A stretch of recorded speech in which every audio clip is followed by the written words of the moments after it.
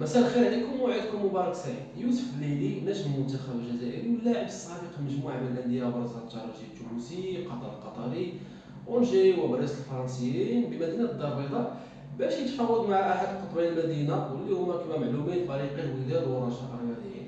فالأكيد هو أنه وحسب مصادر مقربة من البليلي اللاعب الجزائري انتقل لمدينة الدار البيضاء مرفوقا بالأب ديالو اللي هو مكلف يعني بالتفاوض بالاسم ديالو في اي ترونسفير ولا اي انتقال محتمل. جاء المدينه الدار البيضاء بدعوه من احد الفريقين اللي كيمثلوا المدينه وكما قلنا اللي هما الوداد والرجاء الرياضيين.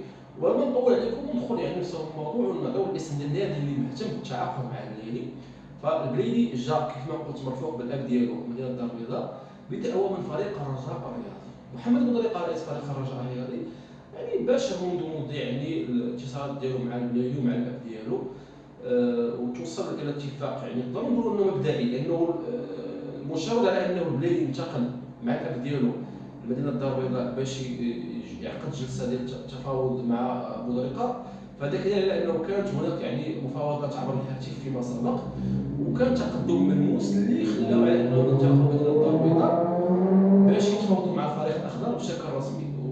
والرجاء يعني منذ فتره باشر يعني التعاقدات ديالو تعاقد كما هو معلوم في الوقت السابق مع اللاعب خفيفي اللاعب السابق خموديه توجده مع هاشم دومينيك اللاعب السابق للفريق مامودو ساندونس الجنوب الافريقي. نضاف لهم اللاعب العمري اللاعب السابق للفريق فتح الرياضي واليوم يعني يمكن هو على الابواب التعاقد مع فريق مع اللاعب يوسف الليلي اللي قلت واحد من ابرز نجوم المنتخب الجزائري واللي سبق لي على انه كان فعال وساهم بشكل كبير في تتويج المنتخب الجزائر بكاس افريقيا 2019 اللي كتذكر جميع احتضنتها على الاراضي المصريه. فالاكيد على انه بليلي واحد من ابرز لاعبين الافارقه، لاعب اللي كيشغل المركز ديال الجناح سواء ايسر ولا ايمن، امكانيات كبيره. والاكيد على انه فريق الرجاء الرياضي والمكتب المسير الجديد ديالو برئاسه محمد بودريقه عازم على انه يبني فريق وفريق قوي باش ينافس به الموسم الكروي المقبل على مسابقتي البطوله وكاس العرش كيف ما قال يعني في ندوات صحفيه سابقه. وهذا يعني اعطى مؤشرات على انه الكلام ديالو صحيح بما انه باشر مسبقا يعني تحضير الموسم الكروي المقبل خصوصا البطوله العربيه اللي من المفروض على ان تلعب في يوليوز الجاي ولو انه يمكن كاين شويه غموض يعني فيما يخص المسابقه هذه.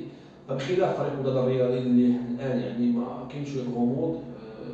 الوداد اللي الان ما تعاقدش حتى مع شي لاعب بشكل رسمي ما كاينش اسماء يعني بارزه حتى الاسماء اللي تم تداولها ف لمست شخصيا رفض من عند الجمهور ديال فريق الوداد الرياضي يكونوا واضحين يعني اللاعب كريم محمد او اللاعب يعني عبد الحق عسال لاعب فريق الشباب المحمديه وفي وقت سابق يعني اللاعب نبيل مبروك اللي انتقل باش ياخذ التجربه بالدوري القبرصي. والاكيد انه الجمهور كان كيطالب باسماء وازنه اللي تستحق انها تحمل قميص الفريق الاحمر عوض التعاقد مع لاعبين احرار اللي انتهت العقود ديالهم وما كانت عندهم تنافسيه في الموسم الكروي الماضي او ما يعني كما كنقولوا يعني ماشي من المستوى ولا من اللاعب الجاهز اللي ممكن انه يجي ويقدم اضافه مليون. فهذا يعني فيما يخص خبر اللاعب يوسف الليلي اللي الاكيد على انه كان اخبار عطاته في وقت سابق ايضا في الوداد الرياضي ولكن الاكيد اليوم انه اقرب الى فريق الرجاء الرياضي. غنتكلم ايضا على موضوع ديال المدرب فان دير بروك. سفيان فان دير بروك مدرب فريق الوداد الرياضي اللي تعاقد معاه كرابع اطار يعني في الموسم الكروي اللي شارف على النهائي ديالو فقط بقى يعني يمكن المباراه ديال لوريس في نهائي كاس العرش اللي غتلعب يوم الاحد المقبل واللي غتجمع بين فريق الرجاء الرياضي. فزفين يعني معلوم على انه زفين شويه صدامي يعني في العلاقات ديالو سواء مع اللاعبين والمحيط ديالو. واليوم تاكد بشكل رسمي يعني الاستقاله ديال محمد امين بن هاشم المدرب الاطار الوطني اللي اعتذر على اتمام المهمه رفقه زفين هذا الجروب باختلاف في وجهات النظر. فاللي كان اكد على انه محمد امين بن هاشم كان عنده يعني ملاحظات واعتراض على مجموعه من القرارات اللي اتخذها زفين خصوصا في المباراه النهائيه اللي جمعت الوداد بالفريق الاهلي المصري. وتواصل يعني الملاحظات الملاحظات ديال امين بن هاشم ايضا في مجموعه من المباريات ديال المنافسات الوطنيه. فبن هاشم اختار على انه ينهي الارتباط ديال الفريق الرياضي ونتمنى له التوفيق لانه واحد من الاطر الوطنيه الشابه اللي ربما تستحق على انها تاخذ الفرصه ديالها كامله ويدرب الفريق ويعني يقلب على تحقيق نتائج والطموحات ديالو اللي توازي يعني المسار ديالو كواحد من المدربين بارزين داخل البطولة الوطنية. قلت زغير على أنه باشر يعني منذ مدة المفاوضات ديالو مع فريق شباب الوداد الجزائري، ويمكن الاتفاق تم بشكل شبه رسمي، فقط ينتظر يعني المباراة الأخيرة اللي غتجمع بين فريق الرجاء الرياضي. حسب مصادر خاصة فزغير غيتقاضى مجموع 40 مليون سنتيم أي 40 ألف دولار كراتب شهريا وفقا فريق شباب الوداد، وغادي يخلف المدرب التونسي نبيل الكوكي.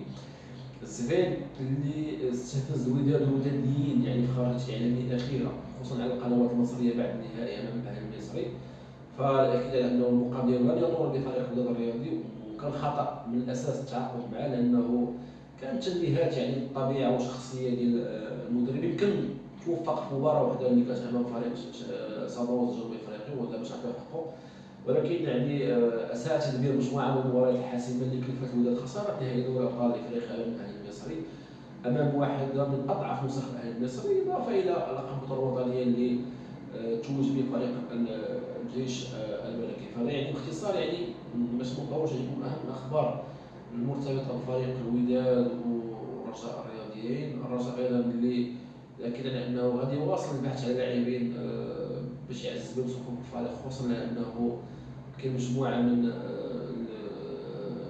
الاسماء المطروحه على طاوله المكتب المسير. حنا كنحاولوا نعطيو يعني اللي تقريبا ما بقات مسائل بسيطه كتفصل على التعاقد مع فريق الرجاء الرياضي باش ما يتلقاش على اننا كرجل اسم على حساب الاخر. فيمكن هذا هو اهم ما يخص فريق الرجاء الرياضي لحد الان فيما يخص التعاقدات ديالو لتحضير الموسم القادم المقبل. الوداد يعني ايضا يعني كاين اسم ديال احد اللاعبين الايفواريين اللي يقال على انه غادي يحل ميدان الدار البيضاء باش يخضع للتجربه.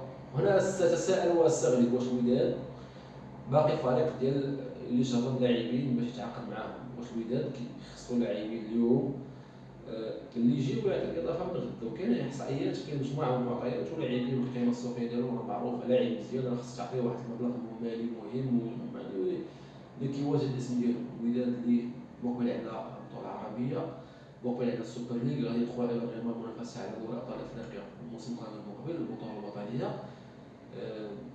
نتحدث اليوم على انه لاعب غيجي باش يدير تجربه.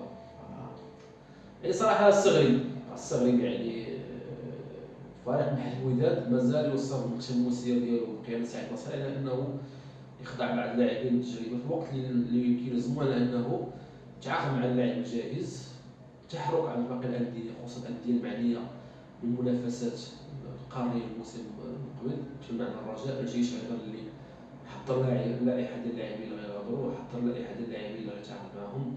كاين تحركات، فنتمنى انه الايام القليله المقبله انه تحمل يعني اخبار ساره. الوداد كما تبعنا مع فريق الرجاء والجيش الملكي، لانه الامور لحد الان لا تبشر بالخير. فهذا هو يعني ابرز ما كان ممكن نتكلم عليه اليوم. تحياتي لكم.